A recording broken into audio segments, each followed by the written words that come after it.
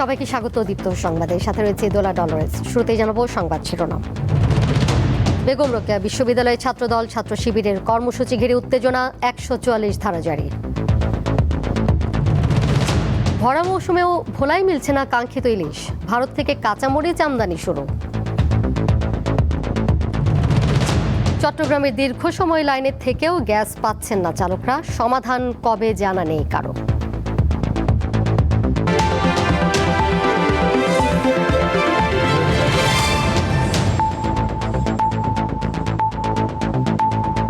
রংপুরের বেগম রোকেয়া বিশ্ববিদ্যালয়ে ছাত্রদল ও ছাত্র শিবিরের পাল্টাপাল্টি কর্মসূচিকে কেন্দ্র করে সম্ভাব্য সংঘাত এড়াতে ক্যাম্পাসে 144 ধারা জারি করেছে প্রশাসন।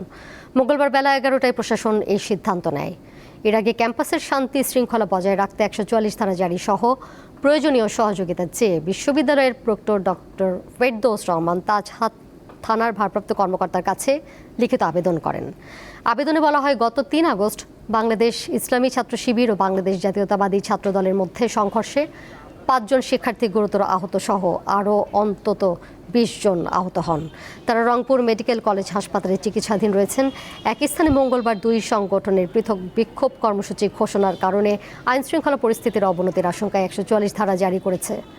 এর আগে সোমবার সন্ধ্যায় জুলাই গণঅভ্যুত্থান উপলক্ষে বিশ্ববিদ্যালয়ের স্বাধীনতা স্মারক মাঠে আয়োজিত আলোকচিত্র প্রদর্শনীকে কেন্দ্র করে 2 ছাত্র সংগঠনের মধ্যে উত্তেজনা সৃষ্টি হয়।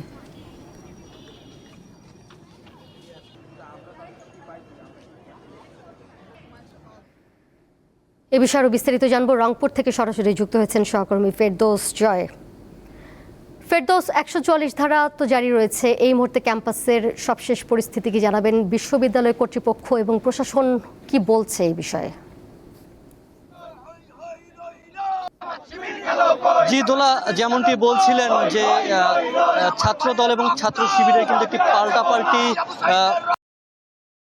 আজ বিকেল 5টায় কিন্তু ছাত্র শিবির রংপুরের লালবাগ চত্বর থেকে যে জুলাই চত্বর অর্থাৎ আবু চত্বর সেখানে আসার কথা ছিল, কিন্তু ছাত্র দলের আমরা দেখছি যে নেতাকর্মীরা ইতিমধ্যে কিন্তু এসে রংপুরের বেগম রোকেয়া বিশ্ববিদ্যালয় সেই বেগম রোকেয়া বিশ্ববিদ্যালয় সামনে কিন্তু এসেছেন এবং তারা কিন্তু বিভিন্ন স্লোগান দিয়ে যদি বলি যে দিচ্ছেন এবং তারা বলছেন যে এই যে পরিস্থিতি এবং যে শিবির সেই শিবিরদের এই ক্যাম্পাস থেকে বিতাড়িত করা হবে এমনটা কিন্তু তারা দাবি করছেন। অন্যদিকে শিবিরের যদি কথা বলি যে বিকেল 5টার দিকে তারা জুলাই চত্বরে আসার কথা থাকলেও এখন পর্যন্ত কিন্তু তারা এদিকে আসেননি। পাশাপাশি আইন শৃঙ্খলার যদি একটু কথা বলি যে আইন শৃঙ্খলা বাহিনী সজাগ রয়েছেন এবং তারা একটি মাঠে অর্থাৎ শিবির এবং ছাত্র দলের মাঠে অবস্থান করছেন। তারা বলছেন যে যদি এর অপ্রীতিকর কোনো ঘটনা ঘটে তাহলে কিন্তু তারা দমিয়ে রাখার চেষ্টা করবেন। এবং আমরা দেখছি যে বিএনপির অর্থাৎ ছাত্র দলের লোকজন তারা কিন্তু এখানে আছেন এবং তারা এখানে এসেছেন, বিভিন্ন শক্তি প্রদর্শন করছেন, লাঠি ছোটার আমরা দেখছি যে এখানে বিভিন্ন দেশীয় অস্ত্র দেখা যাচ্ছে। সেই সাথে তারা বিভিন্ন স্লোগান দিয়ে শিবিরকে এই রংপুর থেকে বিতাড়িত করার কথা বলেছেন। নেতাকর্মীদের সাথে আমরা কথা বলছিলাম, তারা বলছিল যে গতকালকের যে সংঘর্ষের ঘটনা সেই সংঘর্ষের ঘটনা একবারই অযৌক্তিক ছিল এবং তারা বলছিলেন যে 3 জন যে মারা গিয়া 3 জনকে যে জুডিশিয়াল কিলিং করা হয়েছে সেই জুডিশিয়াল কিলিং এর বিরুদ্ধে কিন্তু তারা মূলত এই অবস্থানে দাঁড়িয়েছেন। সব মিলিয়ে এখন বেগম রোকেয়া বিশ্ববিদ্যালয়ের সামনে আমরা আছি। বেগম রোকেয়া বিশ্ববিদ্যালয়ের সামনে ছাত্র দলের যে সকল কর্মীরা রয়েছেন তারা কিন্তু এসে উপস্থিত হচ্ছেন এবং এখানকার পরিস্থিতি কিন্তু আস্তে আস্তে উৎসবের দিকে যাচ্ছে এমনটাও কিন্তু দেখা যাচ্ছে। আমরা দেখেছি যে এই আশেপাশে যে সকল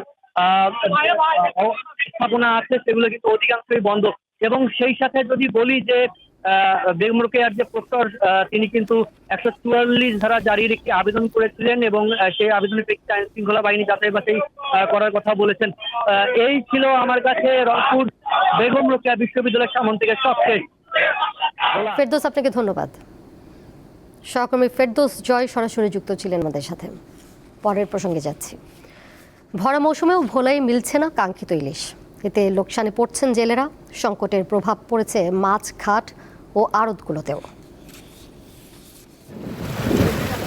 সাগরে 58 দিনের নিষেধাজ্ঞা শেষ হলেও কাঙ্ক্ষিত ইলিশ পাচ্ছেন না ভোলার জেলেরা। কয়েকদিন সাগরে অবস্থান করে নামমাত্র মাছ নিয়ে ফিরছেন তারা। এতে ট্রলারের জ্বালানি, খাবার সহ অন্যান্য খরচই উঠছে না। টানা লোকসানে অনেক জেলে বেকার হয়ে পড়েছেন। কেউ কেউ জাল বিক্রি করতেও বাধ্য হচ্ছেন। সিঙ্গেলের কারণে মাছ ধরতে পারি না, তারপরে আপনার ট্রোলিংয়ে জাল নষ্ট করে, তারপর আমরা 4 লাখ 5 লাখ টাকা করে বাজার নিয়ে যাই। মা এবার কামড়া যায় 3 দিন থেকে মাত্র 5টা মাছ দিয়েছি। সাগরে যাই লাহারের জন্য সিঙ্গেলের জন্য বাতাসের জন্য থাকতাম পারি না। মাছগুলো না খাওয়াতে আমরা কতদিন আর ফিশিং করি, এই কারণে আমরা আর জাল দিয়ে ফিশিং করে মাছ টাছ পাই না। মাছ নেই, আমরা যে 20 জন মানুষ যাই, আরও উত্তরোত্ত মাছ কোথায়ই নেই। সংকটের প্রভাব পড়েছে জেলার মাছ ঘাটগুলোতে। দৌলত খান, ইলিশা, তুলাতুলি, নাছির মাঝি ঘাট সহ অর্ধশতাধিক মাছ ঘাটে এখন নেই আগের কর্মচাঞ্চল্য। মাছের সংকটে বিপাকে আড়তদাররাও। ট্যাঙ্গো মাছ নেই, সাগরেও মাছ নেই। আমরা সাগরে এই বছর ট্রলার বাওয়া মনে করেন আমাকে 20-25 লক্ষ টাকার মতন লোকসান আছে। এত নদীতে যাই না যাই কি মনে করেন গিয়ে হয় না মাছ, লাভ আছে। ঘাটালো অনেক কষ্ট হচ্ছে, ব্যবসা খারাপ, যারা কাজ কাম করে লেবার টেবার আছে অবস্থা খারাপ। মৎস্য বিভাগের কর্মকর্তাদের মতে জলবায়ু পরিবর্তনের বিরূপ প্রভাব, নদী সাগরের মোহনায় ডুবোচর সৃষ্টি এবং অতিরিক্ত আহরণের কারণে কমেছে ইলিশের উৎপাদন। এখন বর্তমানে নদী এবং সাগরে মাছের উৎপাদন একটু কমে গিয়েছে। আগস্টের শুরুতে নদী এবং সাগরে ইলিশের উৎপাদন বৃদ্ধি পাবে।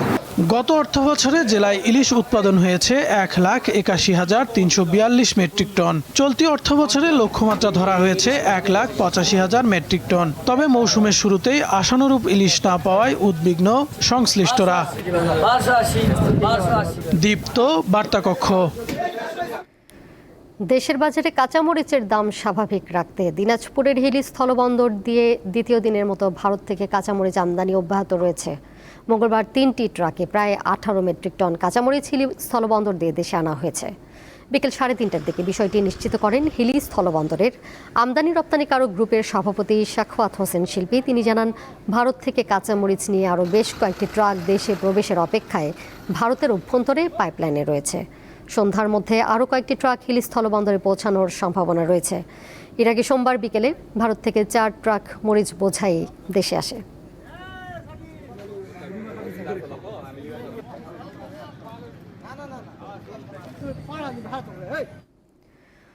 অনিয়মের অভিযোগে গাজীপুরের কাশিমপুর ইউনিয়ন ভূমি অফিসের ভূমি সহকারী কর্মকর্তা সহ 4 জনকে সাময়িক বরখাস্ত করার পর নতুন 4 কর্মকর্তা কর্মচারীকে পদায়ন করা হয়েছে।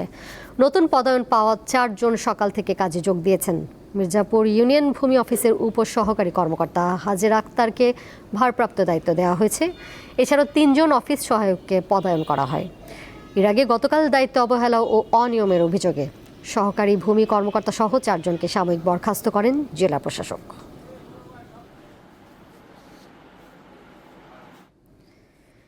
সিরাজগঞ্জের শহীদ এম মনসুর আলী রেল স্টেশনে ঢাকাগামী আন্তনগর সিল্ক সিটি এক্সপ্রেস ট্রেনের একটি বগি লাইনচ্যুত হয়েছে। এতে ঢাকার সঙ্গে উত্তর ও দক্ষিণাঞ্চলের রেল যোগাযোগ পুরোপুরি বন্ধ রয়েছে। বেলা 11টার দিকে এই ঘটনা ঘটে। ফলে বিভিন্ন স্টেশনে একাধিক যাত্রীবাহী ট্রেন আটকা পড়েছে। যমুনা সেতু পশ্চিম Saidabad rail station master Moniruzzaman জানান, রাজশাহী থেকে ছেড়ে আসা সিল্ক সিটি এক্সপ্রেস ট্রেনটি ঢাকায় আসছিল। এ সময় সিরাজগঞ্জের মনসুর আলী স্টেশনে পৌঁছালে হঠাৎ ট্রেনের একটি বগি লাইনচ্যুত হয়। বর্তমানে উদ্ধার কার্যক্রম চলছে।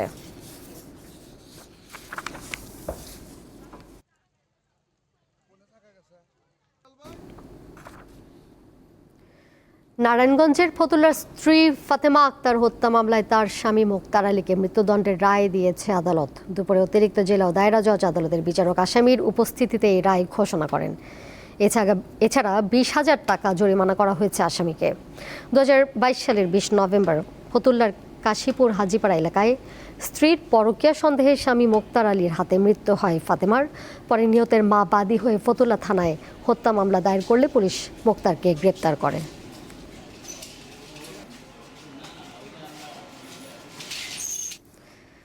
সাতক্ষীরা খুলনা মহাসড়কের চৌরঙ্গি মোড়ের ব্লিস হাসপাতালে আগুনে বেশ কয়েকজন আহত হয়েছেন। দুপুরে খবর পেয়ে ফায়ার সার্ভিসের সদস্যরা ঘটনাস্থলে পৌঁছে আগুন নিয়ন্ত্রণে কাজ শুরু করেন। ফায়ার সার্ভিস জানিয়েছে, আগুন নিয়ন্ত্রণে আনা সম্ভব হলেও হাসপাতালের ভেতর প্রচুর ধোঁয়া রয়েছে। রোগী ও স্বজনদের নিরাপদে সরিয়ে নিতে উদ্ধার কার্যক্রম চালিয়ে যাচ্ছেন ফায়ার সার্ভিসের সদস্যরা। অগ্নিকাণ্ডের ঘটনায় হাসপাতালে নারী, শিশু ও বয়স্ক রোগী সহ বেশ কয়েকজন আহত হয়েছেন বলে প্রাথমিকভাবে জানা গেছে।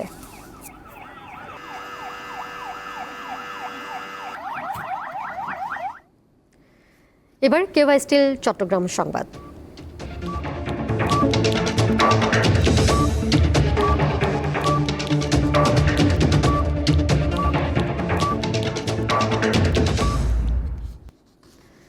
চট্টগ্রামে দেখা দিয়েছে গ্যাস সংকট। ভোর 4টা থেকে বিকেল 3টা পর্যন্ত ফিলিং স্টেশনে লাইনে দাঁড়িয়ে থেকেও গ্যাস পাচ্ছেন না চালকরা। এই সমস্যার সমাধান কবে নাগাদ হবে তার সঠিক কোনো তথ্য নেই সংশ্লিষ্টদের কাছে। চট্টগ্রামের বিভিন্ন ফিলিং স্টেশনে গ্যাসের সংকট চরম আকার ধারণ করেছে। ভোর 4টা থেকে বিভিন্ন ফিলিং স্টেশনের বাইরে সিএনজি চালক এবং বিভিন্ন প্রাইভেট গাড়ি চালকরা তারা গ্যাসের অপেক্ষা করে এখনো পর্যন্ত গ্যাস পাচ্ছেন না। সংশ্লিষ্ট যারা রয়েছেন তাদের কাছে জানার চেষ্টা করছেন, কিন্তু কোনো ধরনের সদুত্তর তারা পাচ্ছেন না, যার কারণে দীর্ঘক্ষণ ধরে তারা এখানে অপেক্ষা করছেন। 4টা পর্যন্ত লাইনে দাঁড়িয়েছি, গ্যাস দিতেছে। 7:30 বাজে গ্যাস অফ হয়ে গেছে, গ্যাস আর পাই নাই। ওরা বলছে যে কখন আসবে না আসবে এটা আমরা নিশ্চয়তা বলতে পারবো না। সকাল থেকে 4:30 আসছিলাম, এতটুকু আসছি, বলছে গ্যাস নেই। এই পর্যন্ত দেখা দাঁড়িয়ে আছে, কখন দেবে গ্যাস এটা জানি না, কিন্তু এই পর্যন্ত এখনো জানিস কোথাও যেতে পারি না, এখানে আছে আর কি। চালকরা বলছেন দিনের শেষে মালিককে যে খরচের টাকা তাদের দিতে হয় সে খরচের টাকা তারা কিভাবে উঠাবেন বা সংসার তাদের কিভাবে চলবে, এটি তাদের এখন সবচেয়ে বড় চিন্তা। কখন দিতে পারবে বা কিছু জানেন? এটা আমি 4টা বাজে আসছি আর মানে লাগানো ইসফানি মুহূর্ত মানে আস্তে আস্তে দূর আইছি, আইয়া মানে নজর লাগাইছে, এতটাই তারা বন্ধ করে দিছে। মালিকের আমরা কি চপ দিব? 5টা বাজে, 5টাতে এখন বাজে দিনের 1টা। এখন কি গ্যাস পাবো না ও তো তারা শিওর দিতেছে না। এখন তো মালিক তো একটু ছাড় দেয় না, এটা তো আমাদের দেওয়ার ব্যাপারে কেমন নাই। ড্রাইভার এই সিরিয়ালে গাড়িছি 300 টাকা খরচ, গ্যাস লইতে লাগবো 300 টাকা, 600 টাকা, মালিকের আছে 1050 টাকা, তো এই টাকাটা আমরা কই পাবো? সংশ্লিষ্টরা বলছেন কর্ণফুলী গ্যাস ডিস্ট্রিবিউশন থেকে এখনো পর্যন্ত তাদেরকে সঠিক কোনো তথ্য দিতে পারছেন না। সবগুলো ফিলিং স্টেশনে এভাবেই হাহাকার চালকদের। সিএনজি চালক, প্রাইভেট গাড়ির চালক সকলে বলছেন আসলে কবে নাগাদ এই সমস্যার সমাধান হবে বা কতক্ষণে তারা গ্যাস পাবেন, এই তথ্যটি যদি সংশ্লিষ্টরা তাদেরকে দিতে পারতেন তাহলে তারা পরবর্তী কোনো বিকল্প রাস্তা তারা বেছে নিতেন। এই যে সঠিক তথ্যটা এখনো পর্যন্ত কেউ জানতে পারছেন না, সেটির জন্যই আক্ষেপ জানাচ্ছেন সাধারণ যারা এখানকার গাড়ি চালক রয়েছেন। তারা বলছেন এই সমস্যার সমাধান যদি না হয় তাদের সংসার চালানো, মালিককে তাদের যে দৈনন্দিন খরচ বুঝিয়ে দেওয়া সেটি কোনোভাবেই সম্ভব হবে না। এই সমস্যা থেকে উত্তরণের একটি সঠিক পন্থা তারা খুঁজে বের করার জন্য সংশ্লিষ্টদেরকে আহ্বান জানিয়েছেন। রুনা আনসারি, দীপ্ত সংবাদ, চট্টগ্রাম।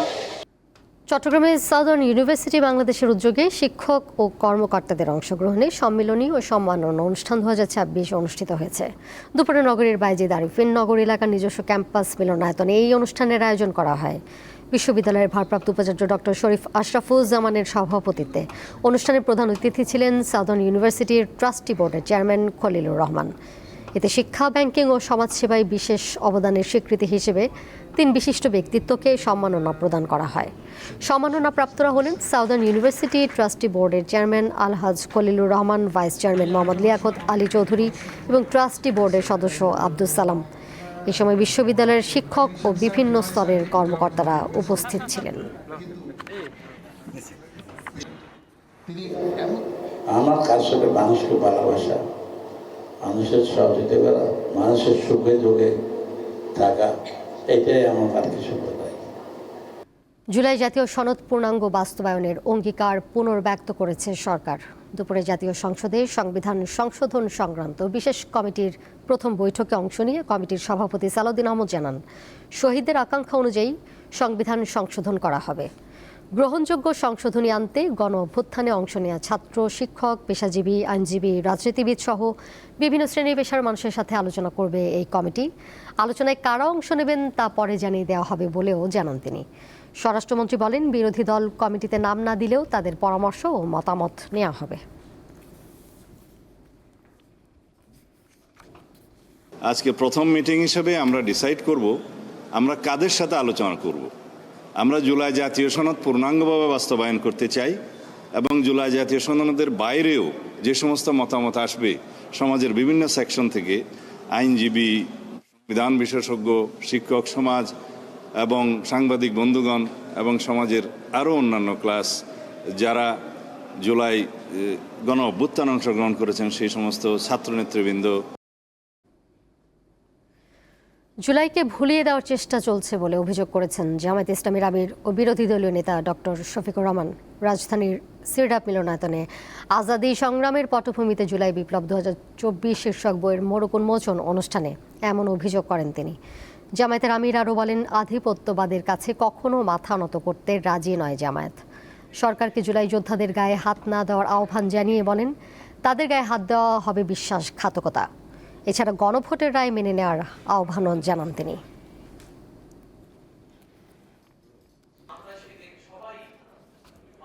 জুলাইকে ভুলিয়ে দেওয়ার একটা নিরন্তর উল্টা সংগ্রাম শুরু হয়েছে। যদি সেই রকম কোনো সংগ্রাম হয়ে থাকে, আমরা মহান আল্লাহর উপর ভরসা করে বলছি, দেশবাসীকে সাথে নিয়ে এই সমস্ত কিছু ইনশাআল্লাহ তছনছ করে দেওয়া হবে। এই ইস্যু ভুলিয়ে দেওয়ার জন্য আমাদেরকে অনেক লোভ টোপ প্রস্তাব বিভিন্ন কিছু দেওয়া হচ্ছে। আমাদের সোজা সাপটা কথা, জনগণ যে রায় দিয়েছে এইটাই মানতে হবে, আমাদের আলাদা কোনো রায় নাই। জুলাই গণ অভ্যুত্থানে সংঘটিত মানবতা বিরোধী অপরাধের মামলায় কার্যক্রম নিষিদ্ধ আওয়ামী লীগের সাধারণ সম্পাদক ওবায়দুল কাদের সহ যুবলীগ, ছাত্রলীগের 7 শীর্ষ নেতার বিরুদ্ধে যুক্তিতর্ক শুরু হয়েছে। বিচারপতি নজরুল ইসলাম চৌধুরীর নেতৃত্বাধীন ট্রাইব্যুনাল 2 যুক্তি উপস্থাপন করছে প্রসিকিউশন। এর আগে গত 2 আগস্ট তদন্ত কর্মকর্তা সহ 28 জনের সাক্ষ্য গ্রহণ শেষ হয়। এই মামলার পলাতক অন্য আসামিরা হলেন আফম বাউদ্দিন নাসিম, মোহাম্মদ আলী আরাফাত, শেখ ফজলে শামস পরশ, মাইনুল হোসেন খান নিখিল, সাদ্দাম হোসেন ও ওয়ালি আসিফ ইনান। প্রসিকিউশনের অভিযোগ, জুলাই আগস্টের আন্দোলন দমনে আসামিরা নির্দেশ, উস্কানি ও পরিকল্পনার মাধ্যমে সহিংসতা উস্কে দেন। তাদের ভূমিকার কারণে দেশজুড়ে হত্যা চেষ্টা ও ব্যাপক সহিংসতা সংঘটিত হয়, যা মানবতা বিরোধী অপরাধ।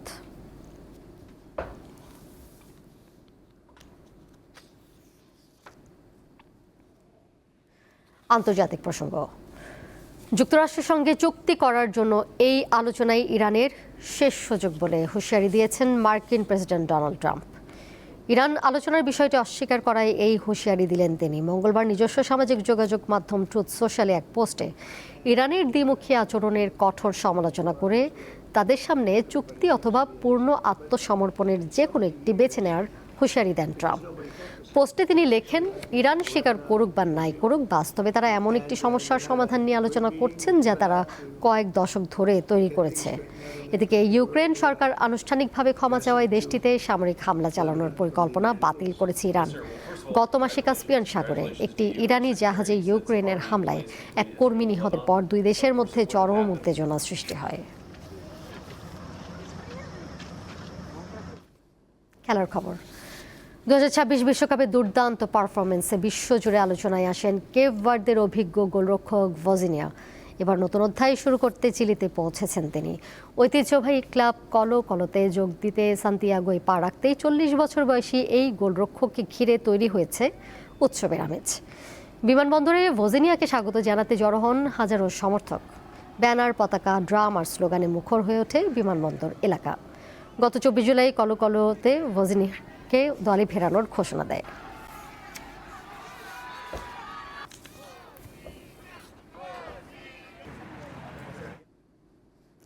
শেষ করব দীপ্ত সংবাদ, যাবার আগে শিরোনামগুলো জানিয়ে দিব আরও একবার।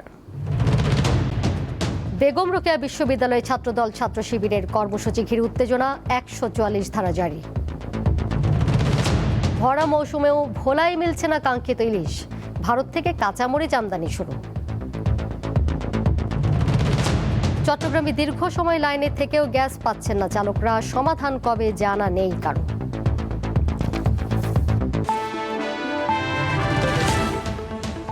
এই ছিল এখনকার মতো। পরের সংবাদ দেখবেন সন্ধ্যা 6টা 40 এছাড়াও আরও তথ্য এবং বিনোদনের নানা খবর জানতে যুক্ত থাকুন দীপ্ত ডিজিটাল প্ল্যাটফর্মে। সবাইকে ধন্যবাদ এতক্ষণ সাথে থাকার জন্য।